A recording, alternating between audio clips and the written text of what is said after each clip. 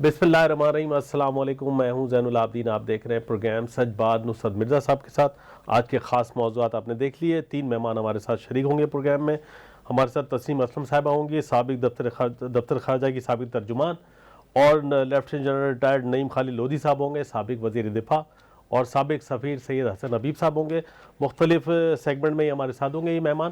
مرزا صاحب السلام علیکم۔ وعلیکم السلام اور السلام علیکم ناظرین کرام۔ آج کے جو موضوعات ہیں آپ نے دیکھ لیے، بہت اہم ہیں، اور اس میں ہم ایک ایک کر کے ان سے باتیں کریں گے، اور آپ کو بہت اہم معلومات جو ہے وہ ہم فراہم کریں گے انشاءاللہ تعالیٰ۔ جی تسنیم اسلم صاحبہ ہمارے ساتھ ٹیلی فون پہ جی موجود ہیں۔ تسنیم اسلم صاحبہ السلام علیکم۔ جی وعلیکم السلام۔ جی آپ کو خوش آمدید کہتے ہیں اپنے پروگرام سچ بات بہت میں۔ شکریہ۔ یہ اب بہت دنوں بعد میں آپ سے ہماری آپ کی دانشمندانہ گفتگو سننے کا ہمیں موقع ملے گا۔ یہ یوکرین کی جنگ کی جو طوالت ہے، اس نے عالمی معاشی بحران کو پیدا کر دیا ہے، اور تمام اگرچہ روسی صدر نے جنگ بندی کا اعلان کیا ہے باوجود کہ ان کے ہاں کرسمس ہوتی ہے 7 جنوری کو، لیکن اس کے باوجود بھی جنگ ہو رہی ہے۔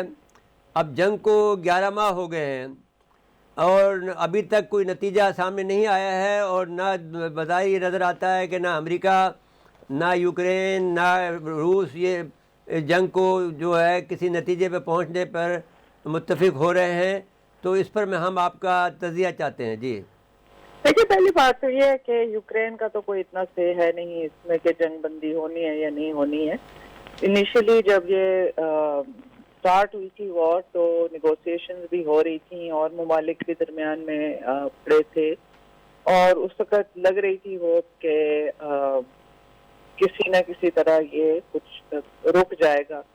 لیکن اگر امریکہ کی اور اس کے الائز کی انٹینشن یہ ہے کہ انہوں نے رشیا کو یہاں بلیڈ کرنا ہے، تو پھر ظاہر ہے کہ وہ وہاں پہ اب جس اماؤنٹ کے جتنے ایکسپینسو ویپنز وہاں پہ انجیکٹ کیے جا رہے ہیں، بلکہ یہاں تک بھی بات ہو رہی ہے جو کچھ انڈیپینڈنٹ رائے ہیں اور ویسٹرن رائے بھی، امریکنز بھی اور برٹش بھی، وہ یہ کہتے ہیں یہاں پہ تو ان کے بوٹس آن گراؤنڈ بھی پہنچ چکے ہوئے ہیں، انہوں نے لوگ بھی انفلٹریٹ کیے ہیں جو یوکرینینز کو ویپنز کے علاوہ ان کو اس میں بھی مدد کریں کہ انہوں نے کیسے اس جنگ کو آگے لے جانا ہے۔ تو انفارچونیٹلی اس کی نظر آ رہی ہیں جو اس کا امپیکٹ ہو رہا ہے گلوبل اکانومی پہ، ایون یورپ میں آپ دیکھ لیں انرجی کا جو کرائسس ہے، باقی دنیا میں دیکھیں جو فوڈ گرین کا کرائسس ہے، تو اس کے باوجود کچھ ممالک ہیں جو کہتے ہیں کہ بے شک دنیا تباہ ہو جائے، لیکن انہوں نے اپنے ایجنڈا سے پیچھے نہیں ہٹنا، انہوں نے دنیا میں جو بھی قتل و خون ہے اس کو جاری رکھنا ہے۔ تو انفارچونیٹلی اس کی پرائز پر ساری دنیا کر رہی ہے۔ تسنیم اسلم صاحبہ، دیکھیے بات یہ ہے کہ ابھی امریکہ نے ان کو $3.2 بلین کی امداد دی ہے، 2.585 کی جو اب تک امداد دی ہے، پیکیج کا کیف کو دیا ہے۔ تو اس میں ان کو جو گاڑیاں دی ہیں، بریڈلے فائٹنگ گاڑیاں دی ہیں، اگرچہ دینے میں وہ کہتے ہیں کچھ وقت لگے گا، لیکن یہ کہ بہرحال روس کو بھی کافی نقصان پہنچا رہے ہیں۔ روس نے اگرچہ اپنے جو اہداف ہیں، جو روسی علاقہ تھا اوڈیسیا وغیرہ کا، وہ تو آزاد کرا لیا، اپنے میں شامل بھی کر لیا، لیکن اس کے باوجود بھی یعنی بظاہر یہ لگتا ہے کہ روس خود بھی یہ چاہتا ہے، اور کچھ لوگوں کی رائے یہ ہے کہ وہ روس نے طویل مدت تک اس کی تیاری کی ہے تو کہ یہ جنگ کو طویل کرے، تاکہ وہ یورپ کو جو ہے جو مسائل ہیں سردیوں کے زمانے کے، وہ ان کو اگر جھیلیں تو امریکہ سے وہ ٹوٹیں۔ اب ہم نے اس میں 2 واقعات دیکھے ہیں۔ ایک تو جب یہ اوپرا گیا ہے اٹلی میں، تو وہاں کے صدر نے اور وہاں کے جو وزیر اعظم نے اٹلی کے، اس اوپرا میں کو دیکھنے کے لیے وہاں پہنچے، جس سے انہوں نے کہا کہ ہم جو امریکہ کی پالیسی کو ٹو نہیں کرتے۔ اس پر آپ کیا یہ تصدیق کر سکتے ہیں کہ یہ جو دونوں کا جو کھیل ہے کہ ایک یورپ کا روس امریکہ کا تعلق توڑنا، یہ روس اس میں کامیاب ہو سکے گا یا نہیں؟ دیکھیے، پہلی بات تو یہ ہے کہ ہمیں یہ دیکھنا ہے کہ یہ جنگ کیوں شروع ہوئی۔ اگر آپ اس پہ جائیں تو آپ کو یہ منرو ڈاکٹرین کا بھی پتہ ہوگا کہ Americans as a big power انہوں نے کہا کہ ہمارا جو بیک یارڈ ہے اور جو کیوبا میسائل کرائسس ہوئی تھی جب آلموسٹ نیوکلیئر ویپنز چلنے لگے تھے تو تب یہی تھا کہ ہمارے بیک یارڈ میں رشین میزائل کیسے آ سکتے ہیں, ہمارے بیک یارڈ میں کوئی اور کیسے آ سکتا ہے. تو اس کو آپ کہیں کہ لیگلی پرنسپلی یہ ٹھیک بات, مورلی یہ بات ٹھیک نہیں ہے, ہر ملک کے انڈیپینڈنٹ ڈیسیژنز ہیں, لیکن اگر یہ بات امریکہ کے لیے ٹھیک ہے تو پھر یہ رشیا کے لیے بھی ٹھیک ہے. تو ان کے بیک یارڈ میں کیسے امریکنز آ کے میزائل بھی ڈپلوائے کر سکتے ہیں, ان کو نیٹو کی طرف بھی لے جا سکتے ہیں. تو اس رشیا کے لیے میرا خیال ہے کہ ان کا ایک طرح سے ان کے لیے ایک سچویشن کریٹ کر دی گئی تھی جہاں انہوں نے ریئیکٹ کرنا تھا کہ اپنے بارڈر پہ وہ نیٹو کو نہیں دیکھ سکتے. تو اس کے بعد جس طرح سے یہ آگے اس کو پرولونگ کیا گیا ہے اور کیا جا رہا ہے, obviously یورپ میں جو عوام ہیں جو کہ اس طرح کی پالیسی سے سفر کرتے ہیں, وہ تو ان میں تو ایک نیگیٹو سینٹیمنٹ آئے گا. obviously رشیا کے خلاف تو ہوگا کہ گیس وہاں سے بند ہوئی, انرجی وہاں سے بند ہوئی, لیکن امریکہ کے خلاف بھی وہ ہم نے دیکھا ہے کہ کافی عرصے سے مڈل ایسٹ پالیسیز پہ بھی لوگوں میں ایک ریزرویشن رہی ہیں. امریکہ کی جو عراق پہ وار تھی, افغانستان پہ, ان ساری وارز پہ وہاں پہ ایک سائزیبل لوگوں کی پاپولیشن ہے جو اس کو بڑے اوپنلی اپوز کرتی ہے.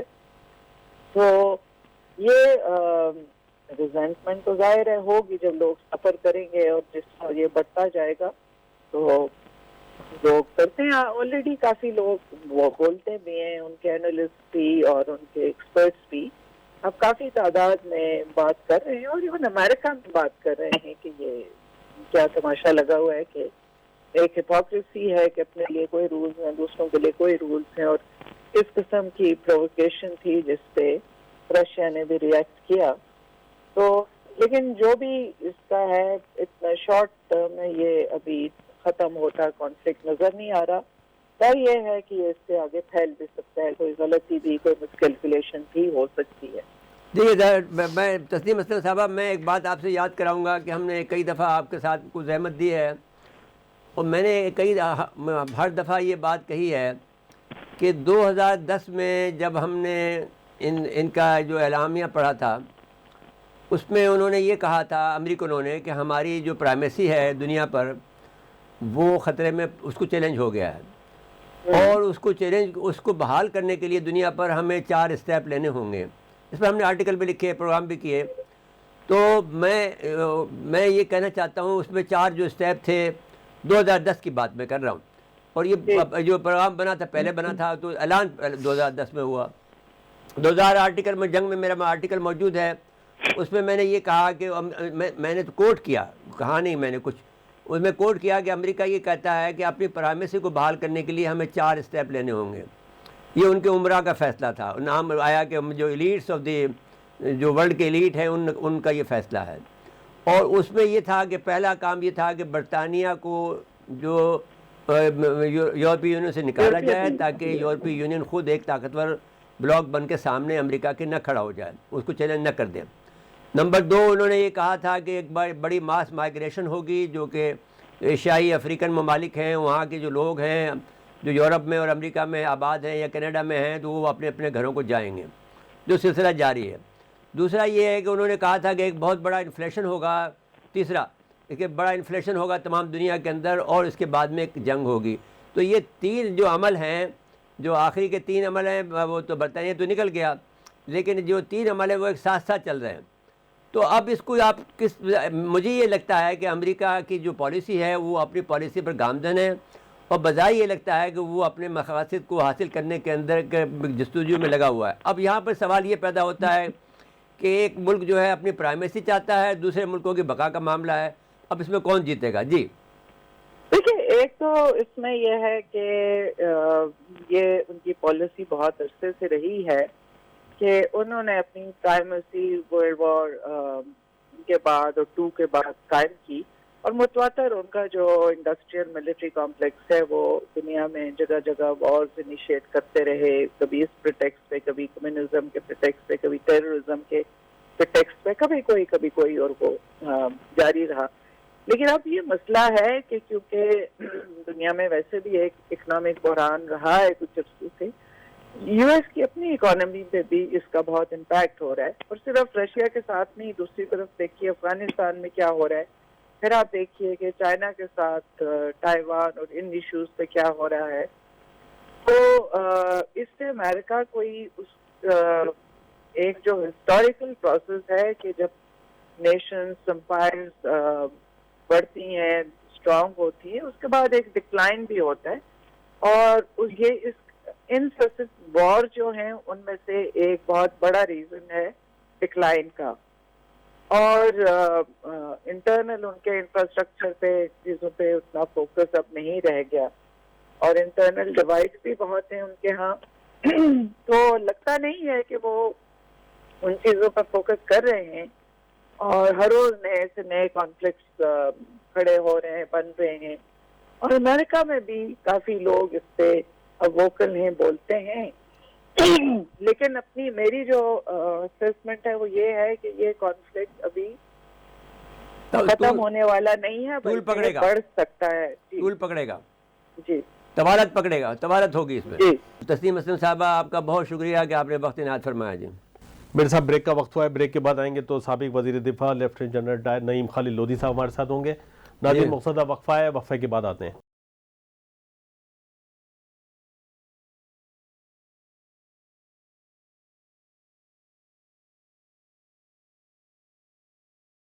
ایک مرتبہ پھر پروگرام میں خوش آمدید کہتے ہیں. جی میرے صاحب لیفٹیننٹ جنرل صاحب ہمارے ساتھ ٹیلی فون لائن پہ موجود ہیں. جی جنرل صاحب السلام علیکم. جی وعلیکم السلام جناب، آپ خوش آمدید کہتے ہیں اپنے پروگرام سچ بات میں. اور ہمارا جو آپ سے تعلق اور محبت کا رشتہ ہے وہ بڑھتا چلا جا رہا ہے، اور اس کے اوپر ہم خوش ہیں کہ آپ جیسا نرم خو آدمی جو ہے وہ جو گفتگو کرتا ہے تو اس میں بڑی جان ہوتی ہے. تو اب فرمائیں، ایک تو بات ہم کر لیں یوکرین کی، ذرا سی بات کر لیں کیونکہ اس میں یہ طویل ہوتا جا رہا ہے. دوسرا یہ ہے کہ پیوٹن کا جو معاملہ ہے وہ بھی اپنے جگہ پہ جمے ہوئے ہیں. امریکہ نے 6 ٹریلین ڈالر اب تک دنیا بھر میں پھونکے ہیں، اور 6.4 ٹریلین ڈالر جو ہیں وہ لیبیا، شام، عراق، افغانستان کی جنگ میں بالآخر ناکام ہوا ہے. اس طرح سے سعودی عرب بھی ناکام ہوا ہے یمن میں. تو اب کوئی آدمی سے سبق نہیں سیکھ رہا. ایک تو یہ بات. دوسری بات یہ ہے کہ جو افغانستان کی دراندازی وہ بڑھتی جا رہی ہے. یہ دو باتوں پر ہم آپ کی رائے چاہتے ہیں. جی بہت شکریہ. پہلے تو یوکرین کی بات کر لیں. دیکھیں یہ تو شاخسانہ ہے، ایک سپر پاور جو اپنا سٹیٹس قائم رکھنا چاہتی ہے. امریکہ کی بات کر رہا ہوں میں. جی. تو انہوں نے جب محسوس کیا کہ چائنا اور رشیا کا آپس میں ایکا ہوتا چلا جا رہا ہے، تو انہوں نے چائنا کو کمزور کرنے کے لیے اس کا جو قریبی حلیف تھا سب سے بڑا، اس کو انگیج کر لیا. کیونکہ جو وہاں کے ہیں اسٹریٹجسٹ جو ہے امریکہ کے، وہ یہ سوچ رہے ہیں کہ بجائے اس کے کہ یہ چائنا بہت مضبوط ہو جائے اور پھر ہماری دسترس سے بالکل باہر ہو جائے اور ہم ملیٹریلی بھی اس کا کچھ نہ بگاڑ سکیں، بہتر یہ ہے کہ ابھی سے اس کے دائیں بائیں جو ہے کھدائی شروع کر دیں. تو یہ آپ سمجھیں کہ انہوں نے پہلا جو چائنا رشیا نیکسس تھا اس کو توڑنے کے لیے کام کیا. صاف ظاہر ہے بہانہ جو بھی بنا، آپ بھی جانتے ہیں ہم بھی جانتے ہیں، نیٹو کو آگے بڑھانے کے سارے معاملے تھے. رشیا کو مجبور کیا کہ وہ اٹیک کرے. اور اس کے بعد پھر یہ ہوا کہ رشیا اس کو اسپیشل آپریشن کہتا ہے، اس کو وہ جنگ نہیں کہتا ہے.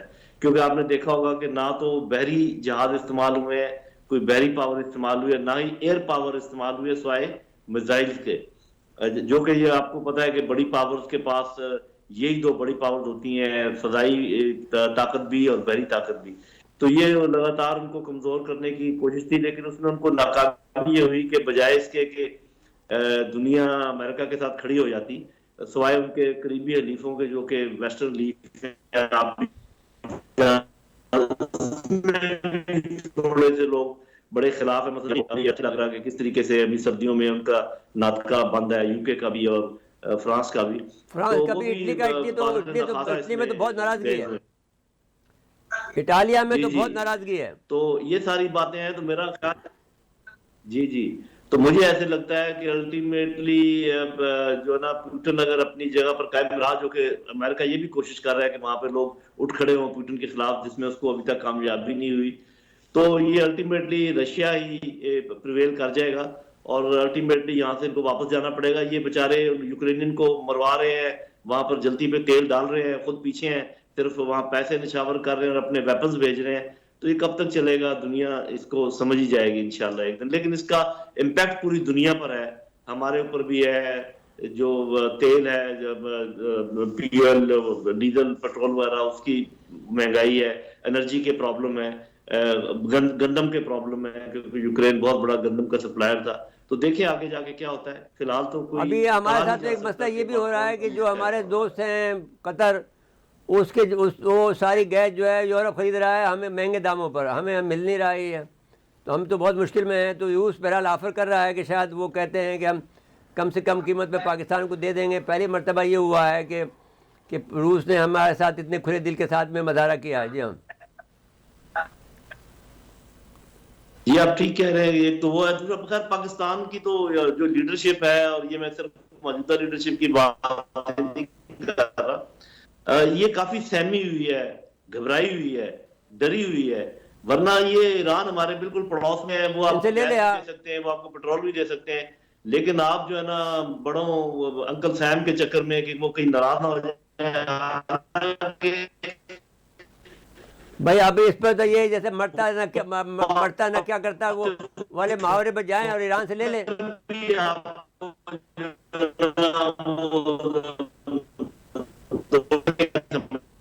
تو ناراض ہو کر بھی وہ یہ تو اور کیا، آپ کس بات پہ کھڑا دیکھ رہے ہیں آپ کا تماشا؟ گیس پائپ لائن کا منصوبہ درمیان میں پڑا ہوا ہے، تو اس کے لیے تھوڑا سا دل گردہ چاہیے، بس وہ جب بھی کسی کو مل گیا پاکستان کے لیڈر کو تو معاملے ٹھیک ہو جائیں گے انشاءاللہ۔ ڈاکٹر صاحب جنرل صاحب میں ایک بات آپ سے کہنا چاہتا ہوں کہ یہ جو اشرافیہ کی حکومت ہے پاکستان میں، یعنی 75 سال ہو گئے ہیں یہ اشرافیہ ہمیں لوٹتی رہی ہے، اور اب کیا یہ وقت نہیں آ گیا ہے کہ ہم لوگ یعنی جو ہمارے اب ایک تو لوٹتی رہی ہے، دوسرے امریکہ کے حکم کی تابع رہی ہے، اور ہم جو ہے مجبور جو لوگ ہیں وہ پستے رہے ہیں، تو کیا یہ وقت نہیں آ گیا کہ ہم سب مل کر جو ہے یہ اس کو آواز اٹھائیں اور اس اشرافیہ سے بھی اپنے آپ کو نجات دلائیں اور یہ امریکہ کے دباؤ سے بھی آزاد دلائیں جیسا کہ آپ کہہ رہے ہیں؟ جی جی، وقت بالکل آ گیا، بلکہ وقت میں سمجھتا ہوں گزرتا جا رہا ہے، اور وہ وقت بہت پہلے آ چکا تھا جب ہمیں یہ سارے کام کرنے چاہیے تھے جن کا آپ ذکر کر رہے ہیں۔ تو اس میں یہ بھی آپ دیکھیے نا کہ جو اشرافیہ کا ہولڈ ہے، اور اشرافیہ جب میں کہتا ہوں تو میں بھی اس میں شامل اپنے آپ کو کرتا ہوں، اشرافیہ اب کا تو جو پہلے ہولڈ ہے تھے، وہ اب تو اتنا نہیں ہے، قوی اب ہے۔ تو ہمارے میں شامل ہیں آپ۔ جی بہت شکریہ۔ وہ اتنا ہولڈ اتنا قوی ہے اور اتنا شدید ہے کہ آپ کو وہ ہلنے نہیں دیتے۔ ہاں ہلنے نہیں دیتے۔ آپ دیکھ لیں کہ اگر کسی نے آواز اٹھائی ہے ابھی دیکھو تو کیسے پھر اس کیسز کا بنا کیا رکھے اشر ہیں کرنے کی عمران کے دوڑے ہوئے۔ خلاف، وہ بیچارے سوادی کے ساتھ 74 سالہ آدمی کے ساتھ میں کیا ظلم کر رکھا ہے، دیکھو۔ جی آپ ٹھیک کہہ رہے ہیں۔ تو میرا خیال یہ ہے کہ عوام آلریڈی اویئر ہو گئے ہیں، جو آپ نے بات کی ہے، عوام آلریڈی اٹھ کھڑے ہوئے ہیں، اور آپ دیکھیے گا کہ جب بھی یہ نئے انتخابات ہوتے ہیں تو ایسی ہی پارٹی کے پیچھے عوام کھڑے ہوں گے جو کہ آزاد خارجہ پالیسی کا نعرہ لے کے اٹھے گی، جو آزاد معاشی پالیسی کا نعرہ لے کے اٹھے گی۔ یہ جو لوگ پٹھو بنے ہوئے ہیں اور آج بھی سمجھ گئے مائی خزانہ خاصہ وہی ممالک ہیں جو ہمیشہ سے ہمیں پالتے آ رہے ہیں، تو وہ میرا خیال ہے کہ وہ زمانہ اب گزر گئے۔ جنرل صاحب آپ ہمارے ساتھ لائن پہ رہیے گا۔ حسن حبیب صاحب ہمارے دوست ہیں، سید حسن حبیب سابق سفیر ہیں، شمالی کوریا میں بھی رہے ہیں، موروکو میں بھی رہے ہیں کونسل جنرل کے طور پر، اور رشیا میں بھی رہے ہیں، تو ان سے تھوڑی سی بات کر لیں ذرا آپ ایک منٹ، پھر بعد میں ابھی بھی آپ جائیے گا نہیں، ہمارے ساتھ جی رہیے۔ حسن حبیب صاحب السلام علیکم۔ جی وعلیکم السلام نظیر صاحب، بھائی ہمارے جنرل لودھی صاحب آپ کو سلام کہہ رہے ہیں، آپ بھی سلام لے لیجئے۔ وعلیکم السلام۔ جنرل صاحب نے ایسے ہماری جو گفتگو ہوئی ہے اس کا حاصل یہ ہے کہ جو ایک تو یہ ہے کہ جو ایران سے ہمارے پاس جو تیل کی سپلائی موجود، تیل بھی اور گیس بھی موجود ہے، وہ ہمیں لینی چاہیے، اور یہ جو بزدلی کا جو مظاہرہ ہم کرتے ہیں اس کو توڑنا چاہیے۔ ہم نے ان کے اوپر یہ کہا کہ یہ جو اشرافیہ ہے اس اشرافیہ سے جان چھڑانی چاہیے اور امریکہ کے خوف سے بھی نجات حاصل کرنی. اس پر انہوں نے ایگری کیا.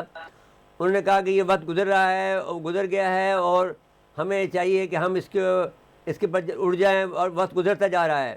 جتنی جلدی ہوں گے, جتنی جلدی ہم سے جان چھڑائیں گے اتنی جلدی ہم آزاد ہو جائیں گے. اب آپ فرمائیں آپ کیا کرنا چاہتے ہیں دونوں باتوں پر. ایک تو یوکرین کی جنگ پہ بات ہو رہی تھی اور ایک گیس کی سپلائی پہ بات ہو رہی تھی کہ ایران سے لے لیں یا قطر سے لے لیں, کہاں سے بھی ملے. جی دیکھیے یوکرین کی جنگ کو جہاں ہم لوگوں نے بہت ہلکا لیا ہے, it's a very very major چیز, اور اس سے ہمیں بہت سیریسلی بیٹھ کے سوچنا ہوگا کیونکہ اس کے بہت لانگ ٹرم ایفیکٹ پڑیں گے. دنیا اس وقت ری الائنمنٹ پہ جا رہی ہے. ہم لوگ جو ہیں اپنے انٹرنل معاملوں میں اتنے گھسے ہوئے ہیں. یہ جیسے آپ کہہ رہے تھے اشرافیہ اپنے آپ کو بچانے میں اس بری طرح سے انوالو ہے کہ ان کو لاہور سے آگے دکھائی نہیں دے رہا کچھ. اس وقت ساری جنگ تخت لاہور کے لیے ہے, اور ایران کی گیس اور یوکرین اور رشیا سے گیس, اس پہ کوئی غور نہیں کر رہا. آپ کے فورن منسٹر صاحب جا کے امریکہ بیٹھ گئے اور جو امریکی کہہ رہے ہیں وہی کہہ رہے ہیں. تو آزاد خارجہ پالیسی کہاں سے آئے گی؟ جہاں تک اس بات کا تعلق ہے کہ ہمیں روس سے گیس لینی چاہیے, ہمیں بالکل لینی چاہیے. اور میں آپ سے ایک بات میں نے جو بات جنرل صاحب سے بات کروائی ہے وہ یہ کروائی ہے کہ بھائی اس اشرافیہ سے جان کیسے چھڑائیں, تو اس میں ہم سب کو مل کر کام کرنا ہوگا نا. یہ تو آپ ساتھ دیں گے ہمارا. اشرافیہ سے مرزا صاحب جان چھڑانے کا تو ایک طریقہ انقلاب ہے, اور وہ بڑا بھیانک ہونا ہے. تو یہ اگر یہی حالات رہے تو وہ زیادہ دور نہیں ہے. اچھا اب ہولڈ کیجئے, میں جنرل نعیم خالد صاحب سے بات کر لوں. جنرل صاحب یہ لفظ استعمال کر رہے ہیں بھیانک کا.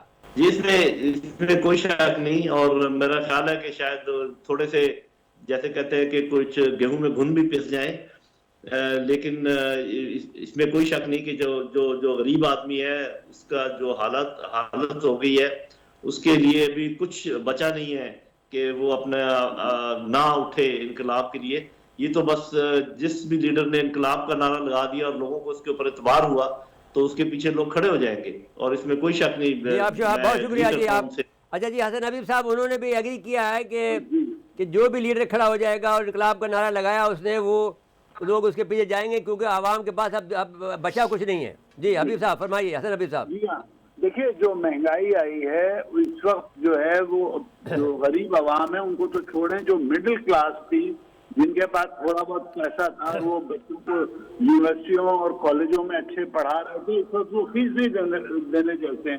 تو اس ملک میں نہ پانی ہے, نہ بجلی ہے, نہ گیس ہے, نہ سیفٹی ہے.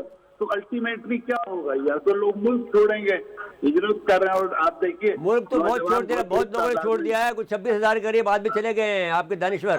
جی تو سارے جو پڑھے لکھے لوگ ہیں وہ تو نکل رہے ہیں, تو اس ملک میں بچے گا کون؟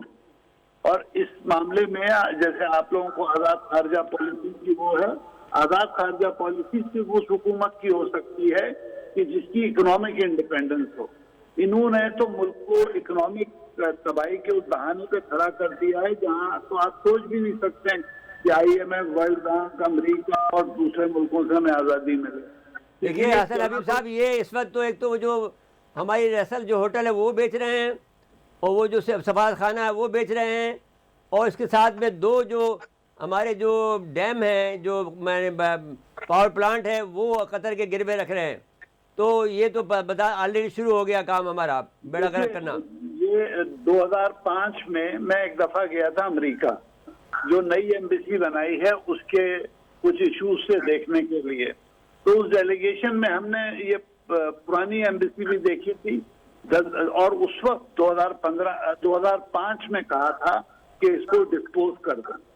انہوں نے ڈسپوز نہیں کیا. کچھ سال امریکہ نے برداشت کیا, پھر امریکہ نے اس سے وہ جو ڈپلومیٹک کور تھا وہ ہٹا لیا. 41,000 انہوں نے ٹیکس بھی دیا ڈالر اس پہ. تو یہ جو نالائکیاں ہیں اس کے اوپر جو ہے احتساب ہونا چاہیے, لیکن احتساب کو تو آپ نے ختم کر دیا. تو اب جو بھی کوئی جیسے آپ کہہ رہے تھے لیڈر نعرہ لگائے گا انقلاب کا, میں نہیں کہہ رہا ہے, جنرل نعیم خالد صاحب کا کہنا ہے کہ جو بھی لگائے گا ساتھ ہو جائیں گے لوگ باغ. بالکل ہو جائیں گے, بالکل ہو جائیں گے, کیونکہ عوام کو اب اس کے علاوہ کوئی رستہ دکھ نہیں رہا ہے. اچھا تو ٹھیک ہو گیا. تو اب مسئلہ یہ ہو گیا کہ آپ بھی کہہ رہے ہیں کہ اور جنرل نعیم خالد بھی کہہ رہے ہیں, ایک ہی بات کہہ رہے ہیں, اور میں بھی ایک ہی بات کہہ رہا ہوں. اس کے علاوہ جو سب آدمیوں کا اتفاق اس بات پر ہے, جو کہ دانشور بھی ہیں یا مڈل کلاس کے لوگ ہیں, اور یا سوال یہ ہے کہ غریب آدمی کب اٹھتا ہے. یہ بحث ہے. عمران خان کو ابھی تک غریب آدمی کو ٹچ نہیں کیا انہوں نے, اب کرنا شروع کیا ہے. تو کوئی تو بھائی اس وقت جو لیڈر بظاہر نظر آتا ہے وہ عمران خان ہی نظر آتا ہے, اور تو کوئی لیڈر نظر نہیں آتا. میرے صاحب حسن حبیب صاحب اور لیفٹیننٹ جنرل صاحب دونوں کی گفتگو جاری رہے گی, لیکن مجھے بریک کے لیے کہا جا رہا ہے. ناظرین مقصدہ وقفہ ہے, وقفے کے بعد آتے ہیں.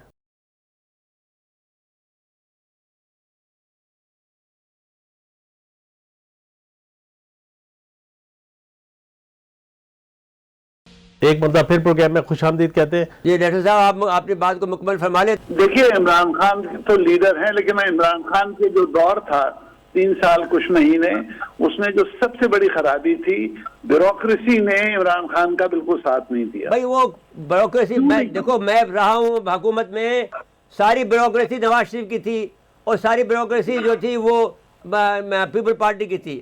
کیسے ساتھ دیتی؟ ان کو آتا نہیں تھا بیوروکریسی کو ہینڈل کرنا. نہیں تو دیکھیے نا, پھر یہ ان سے غلطی ہوئی نا کہ انہوں نے بالکل وہ یہ کہاں سے میڈ ان پاکستان بیوروکریسی لاتے ہیں, made in P T I کہاں سے لاتے ہیں؟ یہ تو وہ تو 30 سال سے چلی آ رہی ہیں, میں تو اس کا گواہ ہوں. مرزا صاحب میں خود بیوروکریسی کا پارٹ رہا ہوں 30 سال سے زیادہ. ایک منٹ ٹھہرے, میں جنرل نعیم خالد صاحب کو بھی شامل کر لیتا ہوں اس گفتگو میں. جنرل صاحب یہ حسن حبیب صاحب یہ کہہ رہے ہیں کہ وہ عمران خان سے غلطی یہ ہوئی ہے کہ وہ بیوروکریسی کو ساتھ نہیں لیا. میرا یہ کہنا ہے کہ بیوروکریسی عمران خان کی تھی نہیں. بیوروکریسی کو 30 سال سے وہ پال رہے تھے نواز شریف صاحب اور زرداری صاحب, تو کہاں سے ان کی بنتی؟ جی آپ دونوں ٹھیک کہہ رہے ہیں, وہ اسی لیے کہہ رہے ہیں کہ ساتھ نہیں دیا. وجہ یہ ہے جو آپ نے بتائی ہے, لیکن میرا اپنا خیال یہ ہے کہ اب دونوں سائڈوں نے سبق سیکھا ہوگا. جو بیوروکریسی ہے ان کو بھی پتہ چل گیا کہ عوام کی اوور ویلمنگ سپورٹ جو ہے وہ کس کے ساتھ ہے, اور الٹیمیٹلی عوام کا سامنا وہ نہیں کر پائیں گے. اور دوسری بات, عمران خان صاحب کو بھی یہ سبق حاصل ہو گیا ہوگا کہ بھئی بیوروکریسی کے ساتھ کیسے ڈیل کرنا ہے. بیوروکریسی کے ساتھ ڈیل کرنے کا بہت خاص طریقہ ہے, ان کی عزت کرنی پڑتی ہے, یہ عزت کرنی پائے. جی صاحب رہ رہا ہے کہ اس میں عمران خان صاحب کو چاہیے کہ وہ اس میں کوئی شک نہیں کہ وہ بڑے آنےسٹ ہیں اور اپنے بڑے مصمم ارادے کے ساتھ چل رہے ہیں, اور بہت پہاڑ کی طرح ان کا عزم ہے. لیکن ان کو اپنے ساتھ بہت ہی کمپیٹنٹ لوگ, ہر شعبے کے کمپیٹنٹ لوگ چاہیے ہوں گے. صرف سیاستدانوں سے گزارا نہیں ہوگا, ان کو اچھے معیشت دان چاہیے ہوں گے, ان کو اچھے فارن پالیسی جاننے والے لوگ چاہیے ہوں گے, ان کو اچھی سیکیورٹی جاننے والے لوگ ساتھ چاہیے ہوں گے. تو تب جا کے یہ بات بنے گی. اللہ کرے کہ وہ یہ سبق سیکھ گئے ہوں. پچھلی دفعہ جو آپ سکھائیں نا, آپ ان کا ساتھ دیں, کم سے کم انہیں سکھائیں کہ آپ کو کیا کن لوگوں کی ضرورت ہے. آپ کو یاد ہوگا کہ پیپل پارٹی کو بنانے میں جے رحیم کا بڑا ہاتھ ہے. اس کو جو ہے پھر بعد میں اس کے تو بیچارے غریب کے اوپر انہوں نے پھینک کے مارا تھا وہ پیپر ویٹ, جو یہاں کا ہمارے سندھ کا وزیر تھا. تو لیکن جو 22 کتابیں جو والیوم تھے, 11 والیوم تھے, وہ اس نے بنائے تھے. سنتے کہاں ہیں جے رحیم جیسے لوگوں کی, سنتے کہاں عمران خان؟ نہیں عمران خان تو وہ میں نعیم صاحب سے درخواست کر رہا ہوں کہ وہ کچھ راستہ, وہ لابنگ کر رہے ہیں امریکہ میں اپنے لیے, خارجہ پالیسی آزاد کہاں سے لائیں گے؟ پلیز جنرل نعیم صاحب کے راہ رسم ہمارے سے زیادہ بہتر ہے ان کے ساتھ میں, تو میں ان سے درخواست گزار ہوں کہ وہ کوئی راستہ نکالیں, کہ ان کو سمجھائیں کہ یہ جو کام ہوتا ہے یہ دانشور کام کرتا ہے. یہ پھر بعد میں عملی جامہ آپ جس طرح بچائیں. جی جنرل صاحب دیکھیں جی, بنیادی بات تو یہ ہے کہ اگر میں یہ کہوں کہ جو موجودہ سسٹم ہے یہ بہت پرانا ہو چکا ہے, شکستہ ہے. آپ نے دیکھا کہ لوگوں کے قبضے ہیں, جس میں اشرافیہ کی بات ہم کر رہے ہیں, اور بھی ایسے گروپس ہیں جن کے اس نظام کو توڑنا ضروری ہے. اور اس نظام کو توڑنے کے لیے اگر آپ نے اسی کانسٹیٹیوشن کے اندر سے آپ کو حل نکالنا ہے, تو انیشلی آپ کو اسی کانسٹیٹیوشن کے تحت انتخابات لڑ کر آ کر پھر ساری تبدیلیاں کرنی ہوں گی. اور اس کے لیے میرا خیال ہے کہ اس وقت بات میں آپ سے اور کہہ رہا ہوں کہ دیکھیے یہ جو سسٹم بنانا پڑے گا وہ کوئی دانشور ہی بنا سکتا ہے نا جی. جو دانشوروں کی ایک ٹیم بنا سکتی ہے, ایک تھنک ٹینک بنا سکتا ہے, جس میں سارے جو آدمی آپ نے نام لیے, ہر شعبہ زندگی کے لوگ شامل ہوں, وہ اپنے شعبے میں کام کر کے ان کو ایک سسٹم بنا کے دیں, تو کام ہو سکتا ہے. جی اس میں کوئی شک نہیں ہے. اور میرا خیال ہے کہ بڑے بڑے 2-3-4 اقدامات ہی کرنے ہیں, اس کے بعد چھوٹے موٹے چلتے رہیں گے تو یہ معاملہ ہو سکتا ہے, ممکن ہے. لیکن اس میں کوئی شک نہیں ہے جو آپ بات کر رہے ہیں کہ اس کے لیے آپ کو ایسے لوگوں کی ضرورت ہوگی جو سوچ و بچار رکھتے ہیں, جن کے پاس عملی تجربہ ہے کام کرنے کا, اور ان کو امپلوائے کیا جائے, ان کو اپنے ساتھ میں لایا جائے کہ آپ اس ملک کو آپ فلسفی دے دیں. عمران خان صاحب بتا دیں کہ وہ کس قسم کا ملک چاہتے ہیں. لیکن یہ بات اب پکی ہے کہ وہ بڑے اچھے لیڈر ہیں, سب کچھ ہے, لیکن ان میں اتنی ایڈمنسٹریٹو پاور نہیں ہے. ان میں آگے امپلیمنٹ کرنے کی جو سوچ ہے وہ کسی اور کو, ان کو ساتھیوں کی ضرورت پڑے گی. اللہ کرے کہ ان کے ذہن میں ایسے لوگ ہوں جو کام کر صاحب آپ کا سکیں. بہت بہت پہلے شکریہ. تو نہیں کر پائے. ہم آپ کے مشکور ہیں کہ آپ نے بات کر دی, لیکن جہاں تک بات بھی پہنچا سکتے ہیں آپ پہنچا دیجیے گا. بہت بہت شکریہ آپ کا, آپ نے وقت عنایت فرمایا. حسن حبیب صاحب ہمارے ساتھ رہیے گا آپ. اچھا, پھر بریک کا وقت ہوا ہے, بریک کے بعد آئیں گے تو پھر حسن حبیب صاحب سے بات کریں گے. ناظرین موسم صاحب وقفہ ہے, وقفے کے بعد آتے ہیں.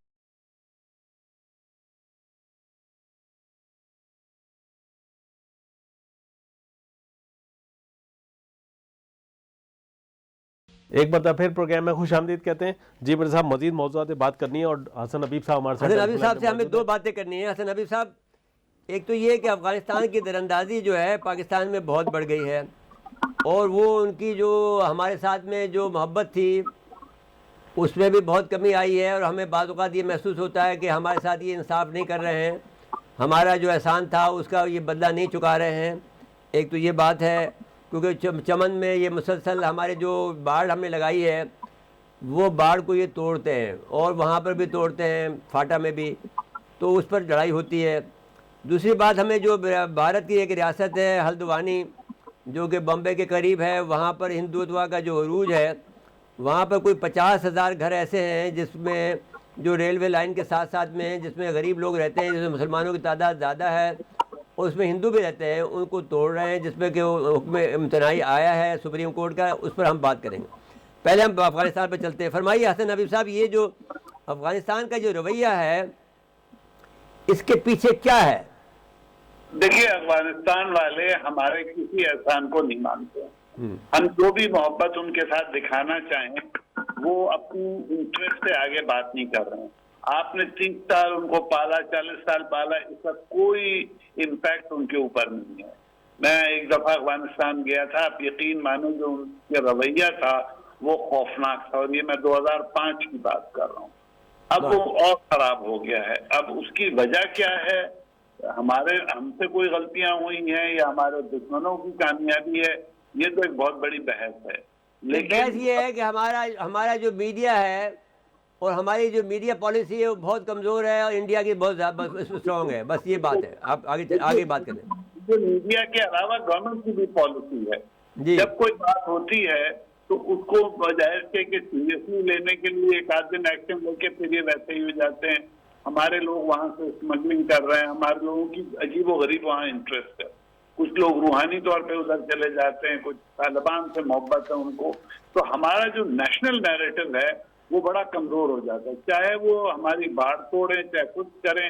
اور وہ جو بیان آتے ہیں ہم اس کے خلاف کوئی پراپر ایکشن نہیں لے رہے, نہ فورن پالیسی لیول پہ, نہ آپ جنگ میں تو نہیں الجھنا چاہتے نا ان سے. بہرحال جھڑپیں ضرور ہو رہی ہیں, چمن کے اندر بھی ہو رہی ہیں اور فاٹا میں بھی ہو رہی ہیں, اور جو ہم نے TTP کے خلاف جو کارروائیاں شروع کی ہیں وہ بھی بہت اسٹرانگ ہیں. پہلے کے جیسے کہ راحیل شریف کے زمانے میں ہوئی تھی وہ شروع ہو گئی ہے. جی صاحب, دیکھیے میں آپ کو بالکل جنگ کی طرف لے جانا چاہتا. میں ایک ڈپلومیٹ ہوں اور میرا کوئی ارادہ جنگ کا نہیں ہے. ٹھیک ہے, آپ کی سرحد کے اوپر اگر کوئی آدمی آ کے بدتمیزی کر رہا ہے تو اس کے خلاف بھی تو کوئی ایکشن ہونا چاہیے نا. کر رہے ہیں آپ اس کو کرمنل, جو لوگ باڑ توڑ رہے ہیں ان کے خلاف ہم نے کوئی ایکشن نہیں, ہم نہیں کر رہے ہیں. ان کے اوپر حملہ کر رہے ہیں. ہم نے اتنی مشکل سے بنائی تھی, 2 سال 3 سال کی محنت سے $2 بلین سے زیادہ ہم نے لگایا تھا. اور آپ یقین مانیں کہ اس کے جو چھوٹے موٹے وہ واقعات تھے وہ رک گئے تھے. لیکن اب وہ جب توڑیں گے وہ تو چاہتے ہیں نا کہ ان کو جگہ کھلی ملے, وہ جہاں سے چاہیں آئیں, گڑبڑ کریں, واپس چلے جائیں. تو ہمارا جو میرٹ, اصل میں ہمارا پرابلم یہ ہے کہ ایک تو ہمارا میڈیا ہمارا نہیں ہے. ہمارے کئی چینل ہیں جس میں غیر پاکستانی انویسٹمنٹ بہت زیادہ ہے. تو وہ تو وہی نیریٹو سنائیں گے جو ان کے انویسٹر کا ہے. دوسرا مسئلہ ہمارے ساتھ جو ہے بہت بڑا کہ ہمارا اپنا نیریٹو جو ہے وہ بڑا نیگیٹو ہے. میں جنرل نیریٹو کی بات کر رہا ہوں. آپ جس آدمی سے بھی بات کریں وہ اس کے پاکستان کے اداروں کو, پاکستان کو اور لیڈرشپ کو اور بیوروکریسی کو نیگیٹو بولتا ہے.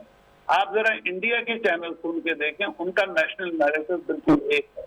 کوئی بھی آدمی بات کرے گا تو وہ کرے گا. تو ہمارا ایک تو نیشنل نیریٹو کا مسئلہ اور پھر دوسرا ہم آن گراؤنڈ نہیں. اب آپ دیکھیے, کہنا نہیں چاہیے لیکن جب طالبان سے ملاقات کے لیے بھیجنا تھا تو آپ نے خاتون کو کیوں بھیجا؟ دیکھو بھائی, آپ نے صاحب کو کیوں نہیں بھیجا, فارن منسٹر صاحب کو؟ وہ امریکہ بیٹھے تھے, یہ گئی ہیں آدھار کارڈ کھول کے, تو طالبان سے ان سے بات ہی نہیں کریں گے. نہیں کیا انہوں نے, نگاہ نیچے رکھی اور بات ہی نہیں کی. اتنے ہم مرزا صاحب کیوں ہیں؟ بھائی بات یہ ہے کہ اپنا یہاں پر ایک عجیب مصیبت ہے. آپ حیران ہوں گے کہ ایران جیسے ملک میں ایک آپ نے جہاں پر ایک بڑی سخت قسم کی یعنی مذہبیت ہے, وہاں پر آپ نے ہندو کو اپنا وہاں کا بنا کے بھیج دیا انفارمیشن کا. اب بتا کہ کوئی حساب ہے تو بھائی آپ کو کوئی سلیقے کی بات کرنی چاہیے. کوئی ایسا آدمی بھیجیں جا کے ان کے ساتھ میں ریپو بنے. نہیں میرے ساتھ ہے نا, ربانی خیر صاحبہ اگر گئی ہیں تو اس میں عوانیوں کو کوئی غصہ ہونے والی بات نہیں ہے. ساری دنیا جانتی ہے کہ وہ لوگ خواتین سے جو ہے وہ میں نے ان کو نہیں پسند کرتے. وہ یہی چیز تو ان کی سدھارنی ہے. نہیں پھر آپ سدھارنے جا رہے ہیں دوسرے ملک کے اندر. آپ وہاں کے ہیڈ ماسٹر ہیں, کوئی بات کر رہے ہیں, آپ غلط بات کر رہے ہیں. بھائی آپ کو یہ آداب سیکھنے چاہیے کہ دوسرے ملک کا کیا رویہ, وہاں سے آپ کو بات کرنی چاہیے. جی مرزا صاحب آپ بالکل صحیح کہہ رہے ہیں. ڈپلومیٹ کا ایک کام نہیں ہوتا کہ وہاں جا کے کوئی اصلاح معاشرہ کریں یا لوگوں کو اصلاح کریں. ہمارا کام یہ ہوتا ہے کہ جو حالات ہیں اس میں اپنا فائدہ, اپنا نیشنل نیریٹو جو ہے وہ پریزنٹ کریں. لیکن ہم لوگ پتہ نہیں کیوں ان معاملات میں اتنے کمزور ہیں, یا ہم سوچتے نہیں ہیں. غلط پوسٹنگ لوگوں کی ہو جاتی ہیں, اس کا نقصان ملک کو ہوتا ہے. کبھی وہ نکالے جاتے ہیں کچھ لوگ, کبھی کچھ کے خلاف کوئی دوسری حکومت بڑا سخت بیان دیتی ہے. تو اس سے ہمیں نکلنا چاہیے اور ہمیں کوشش کرنی چاہیے کہ ہم ایسے کام کریں جس میں, جیسے گیس ہے, ایران سے گیس لینے کے لیے اتنے دنوں سے معاملہ چل رہا ہے. اب تک ہمارے جو لوگ ہیں ذمہ دار, انہوں کو صورت کیوں نہیں نکالی؟ انڈیا نے کیسے تیل لینا شروع کر دیا روس سے, امریکہ بولتا رہتا ہے, تقریر کرتا رہتا ہے, وہ اپنا کام کر رہے ہیں. نہیں وہ بات جو نہیں ہے, بات وہ تو آپ کو یاد ہوگا کہ انہوں نے ان کا معاہدہ 1952 سے ہے. یہ جو پیٹرو ڈالر کا مسئلہ شروع ہوا یہ تو بعد میں سب کوئی 60 کے دہائی میں ہوا ہے. تو ہم تو اس کے چکر میں آتے ہیں تو وہ, لیکن ہم اس سے بچ سکتے ہیں. ہم کہتے ہیں ہم بھائی مرتا کیا نہ کرتا والی بات ہے ہمارے ساتھ. تو یہ بالکل یہ ہمارا کرائسس ہے, اور ہم آپ جو ہیں وہ کرائسس سچویشن میں آپ ہمیں ون ٹائم ایگزمپشن دیتے ہیں. آپ نے انڈیا کو دیا ہوا ہے, فلاں کو دیا ہوا ہے, تو ہمارا تو کیس بنتا ہے نا. اب یہ بات تو ٹھیک ہو گئی. اب یہ ہے کہ جو یہ بھارت کی ریاست ہلدوانی میں جو کہ کہا جاتا ہے کہ بمبئی کے قریب ہے, یہاں پر یہ ہندو یعنی اروناچل اتراکھنڈ میں ہے. تو یہاں پر ہندوتوا کا راج جو ہے عروج پہ چل رہا ہے. ہندوتوا مسلمانوں کا فساد کا بڑا خطرہ ہے, مسلمانوں کی بستی کو مسمار کرنے کا ارادہ رکھتے ہیں. اب یہ بتائیے کہ اس کا, اور کہا یہ جا رہا ہے کہ آئندہ چند سالوں میں وہ دنیا کی جو ہے 5ویں جو ہے بڑی معیشت ہو جائے گی. تو آپ یہ بتائیے کیسے ہو جائے گی؟ دیکھیے یہ جو اتراکھنڈ میں ہو رہا ہے, ریلوے کی زمین کے نام پر کورٹ نے آرڈر کر دیا ہے, اور کچھ 25-26 ایکڑ زمین ہے, اور اس پہ کچھ 4000 گھر بنے ہوئے. ان کے پاس بجلی ہے, گیس ہے, پانی ہے. اس کا مطلب سسٹم نے ان کو ایکسپٹ کیا تھا لیگل. جی لیگل پہ تو وہاں نہیں دیں گے. اب کورٹ مودی سرکار کے دور میں 10 سالوں میں تقریباً ایسی ہو گئی ہے کہ جو وہ فیصلہ چاہتے ہیں ہو جاتا ہے. تو اس میں انصاف کو, اور وہاں جو مسلمان ہیں ان کو یہی شکایت ہے کہ ان کا پوائنٹ آف ویو سنا نہیں گیا, صرف ریلوے کا پوائنٹ آف ویو سنا گیا. تو یہ اس طرح کے جو فیصلے ہو رہے ہیں انڈیا میں, یہ ظاہر کرتے ہیں کہ انڈیا اب ایک جو ہے ہندوتوا کی اسٹیٹ بن گئی ہے, اپارتھائڈ اسٹیٹ بن گئی ہے. اپارتھائڈ اسٹیٹ ہے, اور اس میں جو سافٹ آوازیں ہیں وہ کوئی نہیں سنتا. پہلے انڈیا میں آپ کو یاد ہوگا بہت سارے لوگ تھے جو سیکولرزم کی بات کرتے تھے, بہت سارے ڈیموکریسی کی بات کرتے تھے. اب تو صرف ایک بات ہے، جو مودی صاحب کہتے ہیں وہی ہوتا ہے. تو اس میں یہ دیکھتے ہوئے کہ 4000 خاندان جو ہیں اپروٹ ہوں گے، اور ظاہر ہے یہ زمین پہ ڈیولپر وغیرہ لے جائیں گے. انڈیا میں یہ بھی بہت بڑا مسئلہ ہے کہ زمین پہ ڈیولپر جو ہیں وہ بہت قابض ہیں، اور جہاں ان کو موقع لگتا ہے وہ زمین قبضہ کر لیتے ہیں. تو یہ ریلوے سے زمین وہ لے لیں گے اونے پونے، اور وہاں کے جو ڈیولپر ہیں اس سے فائدہ اٹھائیں گے. تو یہ مسلمانوں کے زیادتی ہو رہی ہے اور ہوتی رہے گی.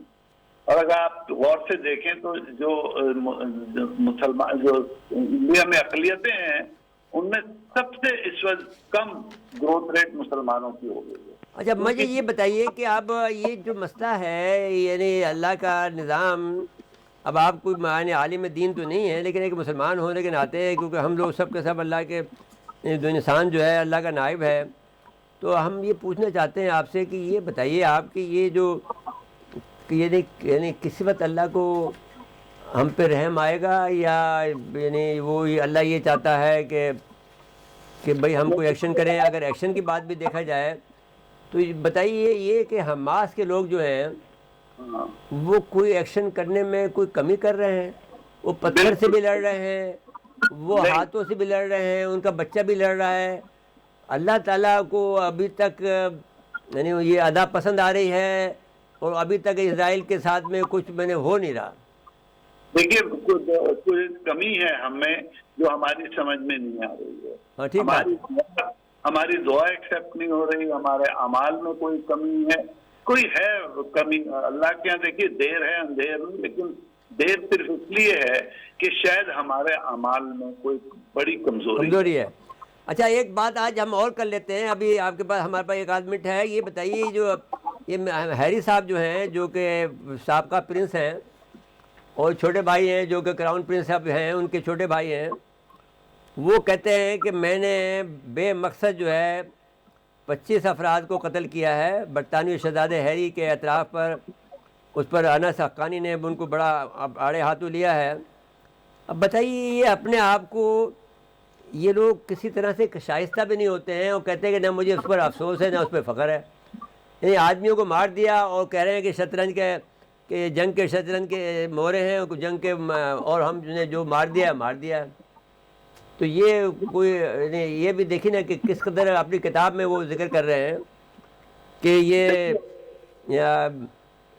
کس قدر بدتمیزی اور بد تہذیبی اور غیر اخلاقی اور غیر انسانی حرکت ہے. یہ بالکل ٹھیک کہہ رہے ہیں آپ مرزا صاحب. اس وقت دنیا میں جو بہیمانہ رویہ ہے وہ اتنا بڑھتا جا رہا ہے کہ لوگوں کو اب شرم بھی نہیں رہی. آپ نے جو برا کام کیا اس پہ پردہ رکھتے ہیں، جب اللہ کے پاس جائیں گے تو آپ کا حساب ہوگا. لیکن یہ تو دنیا میں فخر سے بیان کر رہے ہیں. اور یہ پاکستان میں بھی کچھ ایسے لوگ ہیں جو اس طرح کی باتیں کرتے ہیں، اور جن کو کوئی شرم نہیں ہے، کوئی جو مورل اسٹینڈرڈ پہ نہیں ہے، نہ سوسائٹی کا کوئی احترام ہے، کہ آپ بڑے فخر سے بیان کر رہے ہیں کہ میں نے 25 آدمی مارے. یہ تو بہت شرمناک صورتحال ہے، اور اس کی جتنی بھی مذمت کی جائے وہ کم ہے. جی بہت بہت شکریہ جناب. آپ حسن حبیب صاحب، آپ کا ہم انتہائی مشکور ہیں کہ آپ نے وقت عنایت فرمایا. یہ ہلدوانی والا معاملہ نیا آ گیا، مقبوضہ کشمیر والا معاملہ بھی طے نہیں ہوا. ابھی مقبوضہ کشمیر کا نہیں، ہلدوانی والے معاملے کا یہ ہے کہ یہ مین شہر میں ہے جی، یہ بمبئی کے قریب ہے اور اتراکھنڈ میں ہے، تو یہ ذرا زیادہ اٹھے گا کیونکہ وہ ایک کونے میں ہے جی، اور وہ اس لحاظ سے وہ نہیں اٹھ رہا ہے. اور میرے خیال میں یہ ذرا تھوڑی سی جان پکڑیں گے. مسلمانوں کے لیے کو بھی مسلسل چرکے لگ رہے ہیں جی، اور وہ شاید اس چرکوں سے مسلمان شاید اٹھ جائیں، یا نہیں اٹھیں گے تو پھر وہ اپنی قسمت ان کی دیوار پہ لکھی ہوئی ہے. آپ کا یہی موقف ہے نا کہ اتنے جھٹکے لگیں گے انشاءاللہ ایک نہ ایک دن اٹھ ہی جائیں گے. میرے ساتھ وقت ختم ہوا پروگرام کا. ناظرین آج کے لیے اتنا ہی. آئندہ پروگرام تک کے لیے اجازت چاہتے ہیں. اللہ حافظ.